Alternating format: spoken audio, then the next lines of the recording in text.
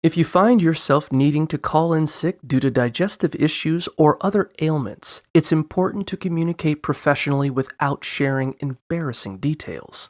You can simply say something vague like, "I've had an upset stomach," or "I'm recovering from a stomach bug," which conveys the message without going into specifics. For conditions like food poisoning, diarrhea, or contagious illnesses, it's acceptable to be straightforward if you're comfortable, as your boss will likely understand your need for privacy and may keep your symptoms confidential. Remember, if your workplace policy requires details, just mention your symptoms briefly. If you're experiencing more severe symptoms, such as fever, migraines, or difficulty breathing, it's wise to prioritize your health and avoid spreading illness to coworkers.